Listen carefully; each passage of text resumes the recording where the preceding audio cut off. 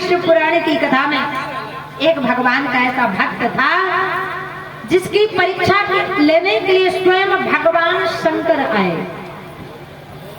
और भगवान शंकर ने जब परीक्षा ली वह भक्त बड़ा उदास हो गया। क्यों? क्योंकि यह भक्त बड़ा गरीब था। और कहते हैं, ए विधाता किसी को गरीबी न दे, मौत दे दे मगर बदनसीबी न दे। एक भक्त की कथा, भगवान शिव स्वयं परीक्षा लेने के लिए गए। बोले भगवान का एक भक्त था जिसके घर में खाने के लिए भोजन नहीं था। खाने के लिए जब भोजन नहीं था तो एक दिन भोलेनाथ एक महात्मा का रूप रखकर आते हैं और कहते हैं, भैया हमें बहुत भूख लगी है, भोजन कराओ। और माताओं, आपके दरवाजे पर कोई भिक्षुक मांगने आए, मैंने कई जगह देखा है, ये माताएं देखती हैं कि कोई मांगने वाला आया तो ये माताएं बहनें तुरंत दरवाजा फटाक से बंद कर लेती। लेकिन नहीं, अगर आपके दरवाजे पर कोई भिक्षुक आता है तो उसे आप धन मत देना, पैसा मत देना, रुपए मत देना, क्योंकि रुपए पैसा देने से वह गलत काम कर सकता है, नाना प्रकार की मदिरापान कर सकता है, नाना प्रकार से उसका दुरुपयोग कर सकता है। लेकिन आपके दरवाजे पर कोई भिक्षुक आए तो उसे 2 रोटी का आटा जरूर दे देना। भक्त भगवान का एक भक्त था जिसका नाम था सुतपा। वह सुतपा भक्त भगवान भोलेनाथ की इतनी भक्ति करता, उसका काम था रोज जाता जंगल लकड़ियां काटता। और उसकी पत्नी का नाम था धरा। नियम था कि हर सोमवार को वह शिवलिंग का निर्माण करता, दूध दही से स्नान कराता, पूजन करता। बहुत दिन बीत गए। एक दिन भगवान भोलेनाथ ने सोचा कि मेरा भक्त बड़ी पूजा करता है, इसकी परीक्षा लेनी चाहिए। भगवान ने क्या किया, वह जो सुतपा नाम का भगवान का भक्त था वो बड़ा गरीब था, उसके घर में खाने के लाले पड़े। और एक दिन यह सुतपा जंगल लकड़ी काटने गया, घर में पत्नी अकेली थी, तो भगवान एक महात्मा का रूप रख कर गए भोलेनाथ। और भोलेनाथ ने कहा, हे माँ मुझे बहुत भूख लगी है, भोजन कराओ। अब जब सुतपा की पत्नी धरा ने देखा कि ये भोजन मांग रहे हैं और घर में तो न आटा है, न दाल है, न चावल है, कुछ भी नहीं, क्या किया जाए। उसी समय महाराज भक्त सुतपा आ जाते हैं। पत्नी ने कहा, महाराज घर में तो कुछ खाने के लिए नहीं है, क्या किया जाए। तो पत्नी ने कहा, बेचारा जो भक्त था वो संकोच कर गया कि महात्मा जी को क्या खिलाए। तो पत्नी कैसी होनी चाहिए, जैसे भगवान राम की पत्नी जानकी थी। क्योंकि जब केवट को भगवान ने पार कर दिया, केवट ने भगवान को पार कर दिया, तो भगवान श्री राम देख रहे हैं कि केवट चरणों में पड़ा। भगवान ने कहा, आज हमारे पास उतराई में देने के लिए कुछ नहीं है, केवट ने हमें पार कर दिया, अब हम केवट को क्या दें। तो पत्नी कैसी होनी चाहिए, बोले जान गई हृदयेश्वरी, हृदयेश्वर की बात, वो अर्धांगिनी है वही जो समझे मन की बात। माता जानकी समझ गई कि मेरे पति संकोच कर गए, इनके पास कुछ देने के लिए नहीं है, अब क्या किया जाए। तो तुरंत माता जानकी ने अपने कर कमलों से मुद्रिका निकाली और भगवान को दी। कहा, प्रभु केवट भैया को दे दीजिए। पहले के जमाने में पति बोल नहीं पाता था और पत्नी समझ जाती थी कि पति क्या बोलने वाला। पहले के जमाने में मोबाइल तो चलता नहीं था। एक बार एक भैया विदेश गए, वो विदेश से उन्होंने अपनी पत्नी के लिए पत्र लिखा। वो जब डाकिया पत्र लेकर आया तो उस पत्र में ना नाम था ना पता था, एक छेद था, छेद के ऊपर एक लाल बिंदी लगी हुई थी। अब डाकिया परेशान कि किसका पत्र है। अब एक महिला आ गई, कहने लगी, भैया ये हमारा पत्र है। डाकिया ने कहा, इसमें ना नाम है ना पता है, तुम्हारा कैसे पत्र।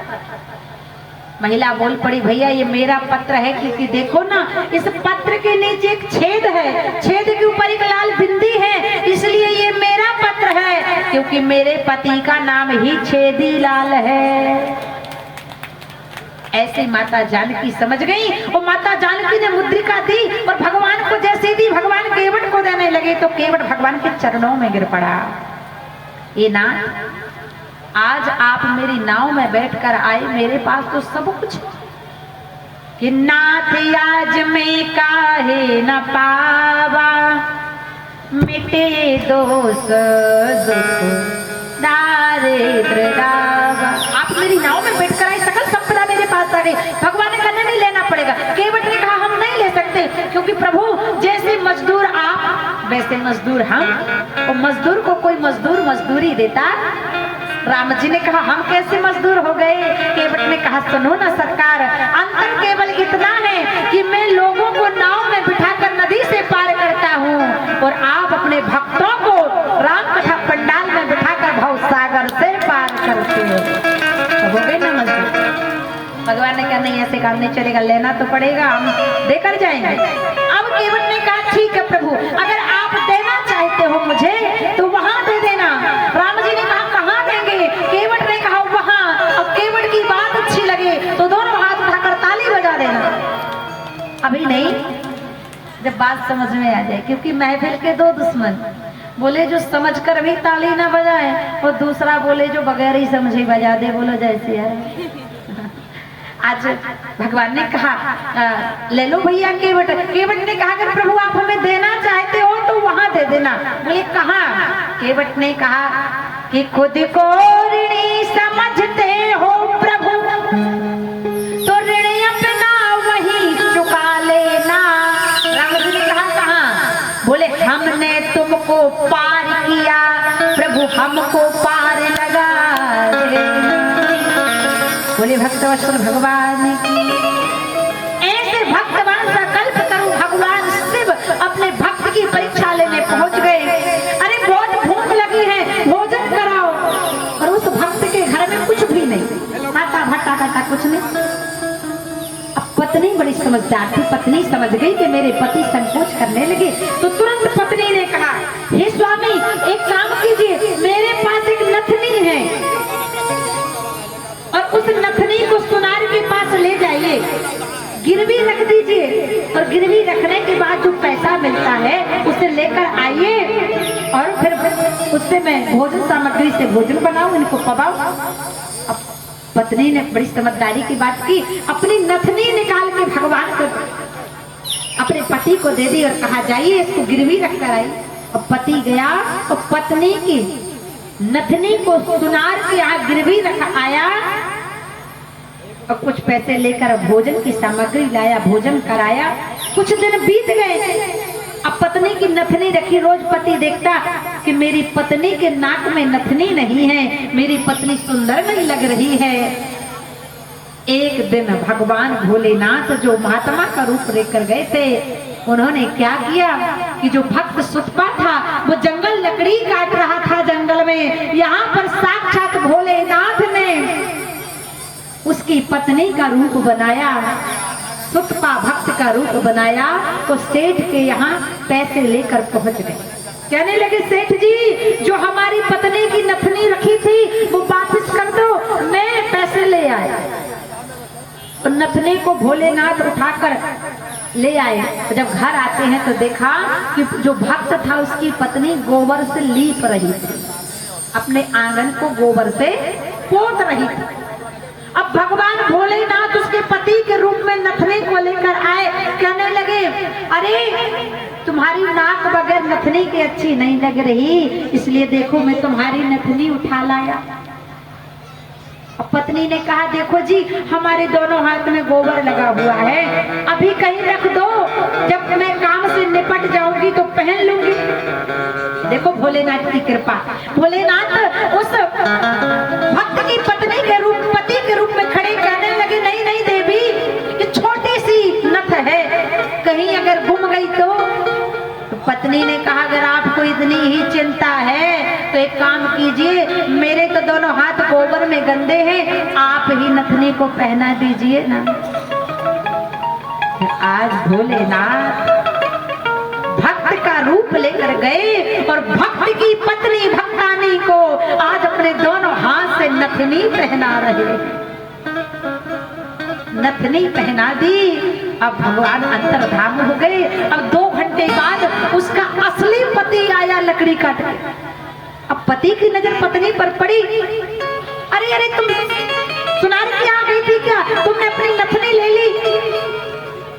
अब पत्नी कहने लगी, भले घोड़ा कल होगा, आप ही तो 2 घंटे पहले मुझे नथनी पहना कर गए हो और आप ही बोल रहे हो कि तुम सेठ गया। अब भक्त को समझ में आ गया कि साक्षात मेरे भोलेनाथ मेरा रूप लेकर आए, मेरी पत्नी को नथ पहना कर चले गए।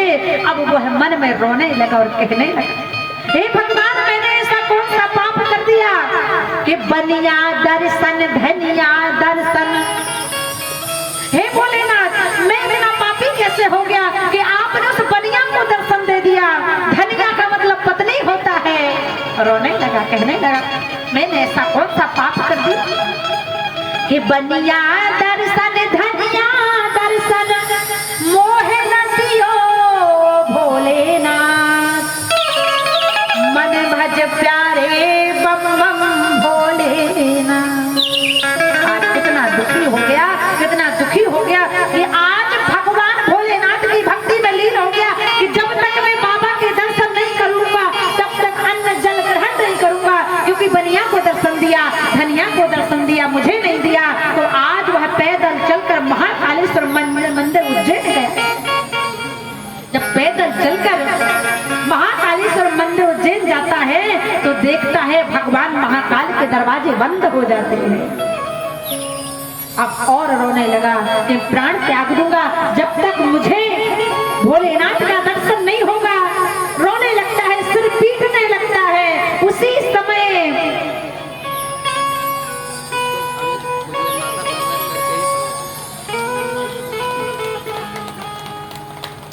बोले शंकर भगवान की। भगवान भोलेनाथ के दरबार में पहुंच जाता है और जैसे ही वह भक्त भगवान भोलेनाथ के दरबार में पहुंच जाता है, पट बंद हो जाते हैं। और जैसे पट बंद हो जाते हैं कहने लगता है,